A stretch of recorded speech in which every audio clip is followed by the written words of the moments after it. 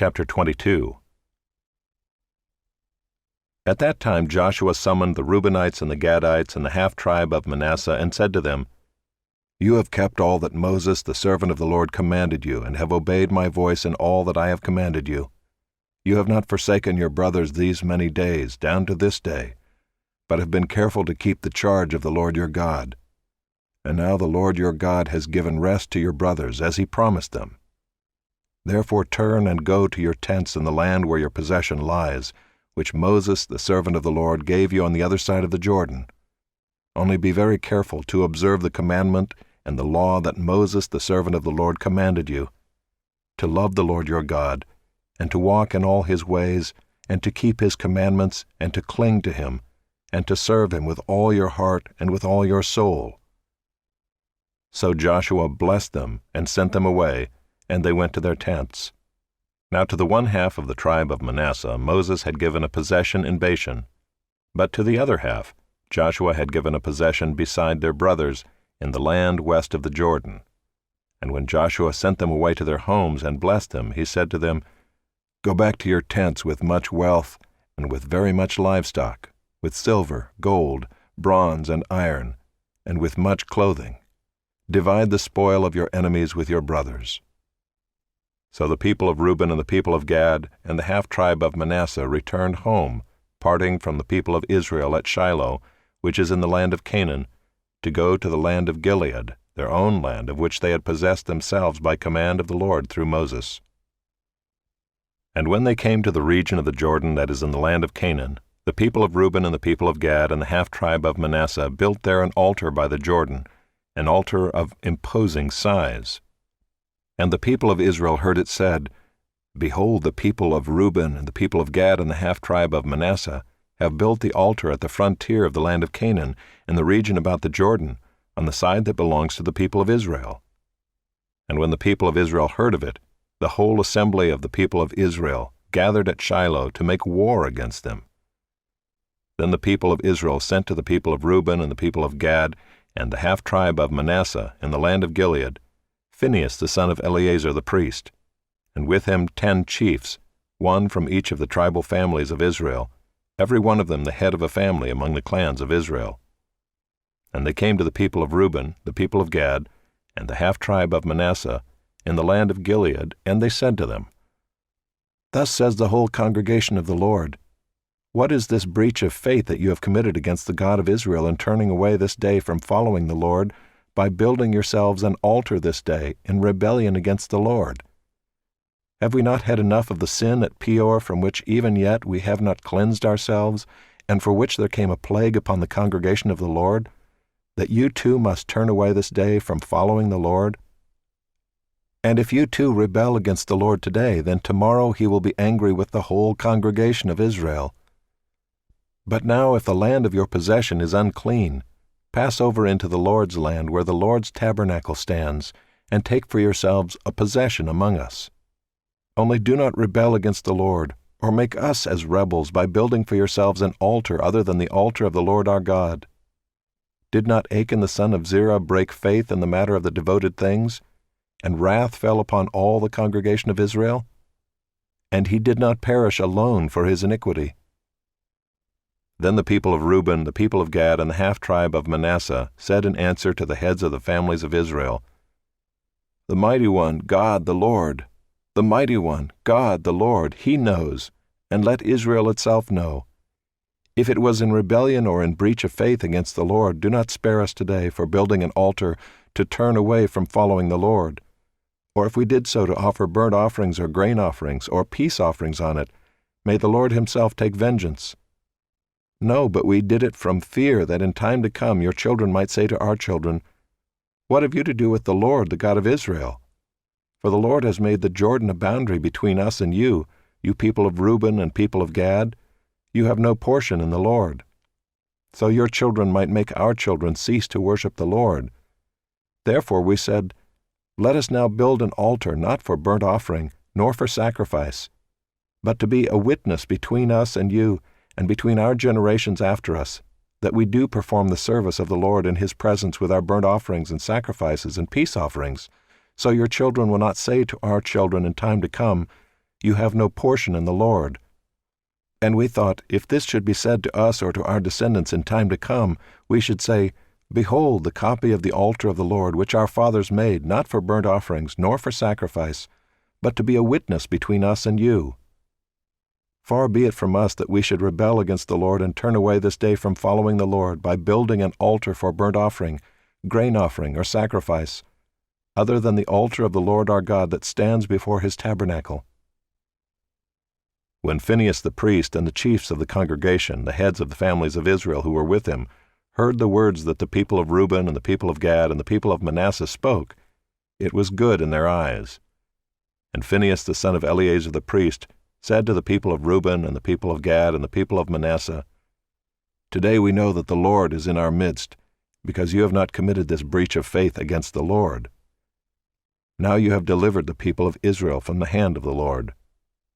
Then Phinehas the son of Eleazar the priest and the chiefs returned from the people of Reuben and the people of Gad in the land of Gilead to the land of Canaan, to the people of Israel, and brought back word to them. And the report was good in the eyes of the people of Israel.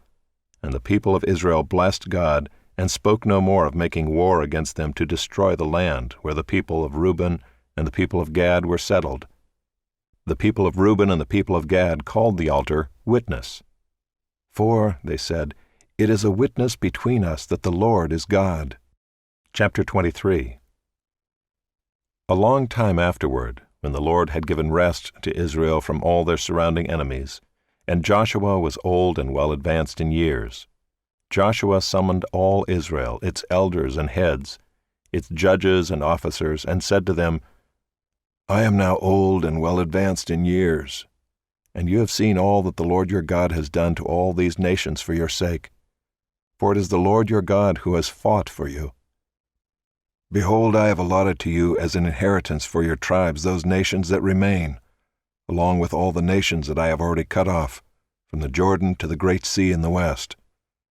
The Lord your God will push them back before you and drive them out of your sight, and you shall possess their land just as the Lord your God promised you.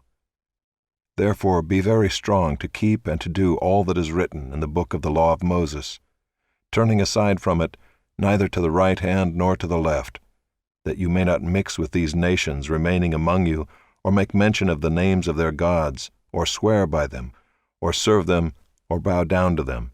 But you shall cling to the Lord your God just as you have done to this day. For the Lord has driven out before you great and strong nations. And as for you, no man has been able to stand before you to this day. One man of you puts to flight 1,000, since it is the Lord your God who fights for you, just as he promised you. Be very careful, therefore, to love the Lord your God. For if you turn back and cling to the remnant of these nations remaining among you, and make marriages with them, so that you associate with them and they with you, know for certain that the Lord your God will no longer drive out these nations before you, but they shall be a snare and a trap for you, a whip on your sides, and thorns in your eyes, until you perish from off this good ground that the Lord your God has given you. And now I am about to go the way of all the earth, and you know in your hearts and souls, all of you, that not one word has failed of all the good things that the Lord your God promised concerning you. All have come to pass for you, not one of them has failed.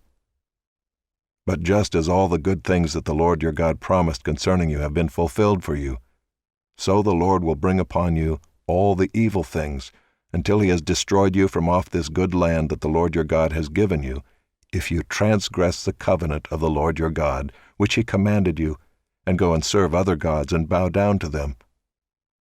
Then the anger of the Lord will be kindled against you, and you shall perish quickly from off the good land that he has given to you.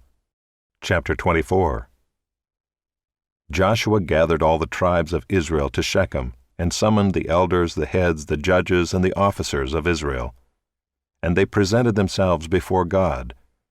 And Joshua said to all the people, Thus says the Lord, the God of Israel, Long ago your fathers lived beyond the Euphrates, Terah the father of Abraham and of Nahor, and they served other gods. Then I took your father Abraham from beyond the river, and led him through all the land of Canaan, and made his offspring many. I gave him Isaac, and to Isaac I gave Jacob and Esau. And I gave Esau the hill country of Seir to possess. But Jacob and his children went down to Egypt. And I sent Moses and Aaron, and I plagued Egypt with what I did in the midst of it, and afterward I brought you out. Then I brought your fathers out of Egypt, and you came to the sea, and the Egyptians pursued your fathers with chariots and horsemen to the Red Sea. And when they cried to the Lord, he put darkness between you and the Egyptians, and made the sea come upon them and cover them. And your eyes saw what I did in Egypt. And you lived in the wilderness a long time. Then I brought you to the land of the Amorites, who lived on the other side of the Jordan. They fought with you, and I gave them into your hand, and you took possession of their land, and I destroyed them before you. Then Balak the son of Zippor, king of Moab, arose and fought against Israel. And he sent and invited Balaam the son of Beor to curse you. But I would not listen to Balaam. Indeed, he blessed you. So I delivered you out of his hand. And you went over the Jordan and came to Jericho, and the leaders of Jericho fought against you, and also the Amorites, the Perizzites, the Canaanites, the Hittites, the Girgashites, the Hivites, and the Jebusites. And I gave them into your hand. And I sent the hornet before you, which drove them out before you, the 2 kings of the Amorites. It was not by your sword or by your bow.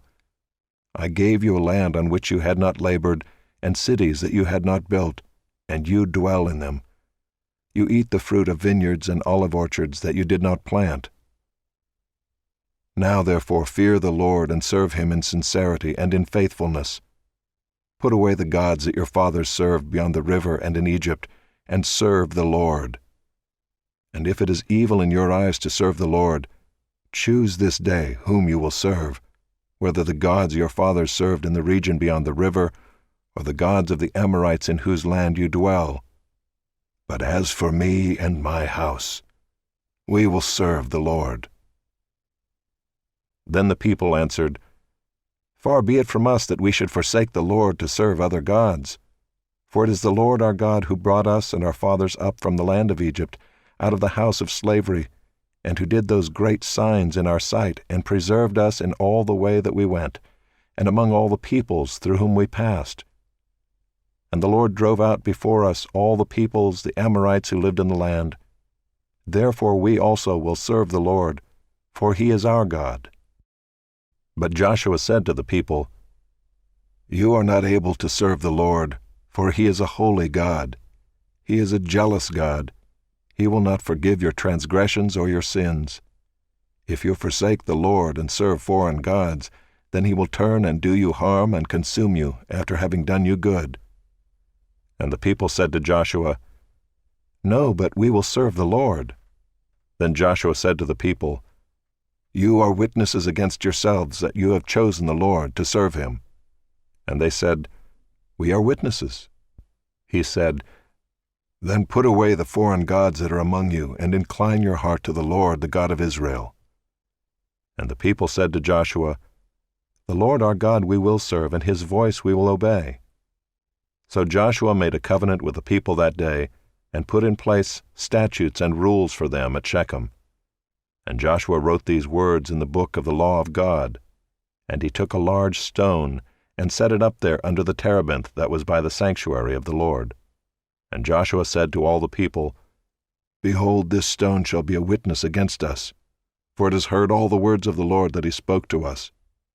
Therefore it shall be a witness against you, lest you deal falsely with your God." So Joshua sent the people away, every man to his inheritance. After these things Joshua the son of Nun, the servant of the Lord, died, being 110 years old. And they buried him in his own inheritance at Timnath-serah, which is in the hill country of Ephraim, north of the mountain of Gaash. Israel served the Lord all the days of Joshua, and all the days of the elders who outlived Joshua, and had known all the work that the Lord did for Israel. As for the bones of Joseph, which the people of Israel brought up from Egypt, they buried them at Shechem, in the piece of land that Jacob bought from the sons of Hamor, the father of Shechem, for 100 pieces of money. It became an inheritance of the descendants of Joseph. And Eleazar the son of Aaron died, and they buried him at Gibeah, the town of Phinehas his son, which had been given him in the hill country of Ephraim.